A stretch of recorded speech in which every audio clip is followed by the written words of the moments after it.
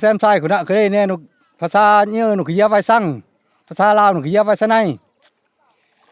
สนัยตัวนี้สั่งตัวนี้เจ้าจากไอ้พญากตะศิลาเกิดกุยสังสรรค์เจ้าจากไอ้กุยอดังอเดิมนไปผู้เฒ่าผู้แก่นไปเจ้าจากแฝงจำปาสักพญากตะศิลานำปงล่องทุเจ้า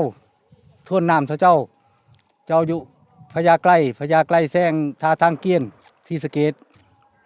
แต่พญากตะศิลาในเจ้าบึงคงโคกบืนเดียวผู้เล็กน้ำบ่ท่วมแล้วนะครับมันนี่ก็สนัยตัวนี้แต่ก่อนมันสิเป็นของศักดิ์สิทธิ์เขาสิไปเป่าเล่นบ่ได้นอกจากไปบวงสรวงจังไอ้ดงผู้ดินแล้วก็แต่ก่อนมันบ่มีโทรศัพท์ผู้มีโทรศัพท์ตัวนี้ก็เครื่องสื่อสารเป่ารวมพลว่ามีที่ปรึกษาก็ขึ้นมันมีหอขึ้นไปสูงๆนะครับขึ้นไปดูดทั้งสูงมานี่ก็ดึงเจ้ากวนเจ้าตั้งโลกลากกุเสมอบึงคงโคกนอก็ต้องมีศาลพญากตะศิลาตั้งกุบึงคงโคกครับโอเคครับ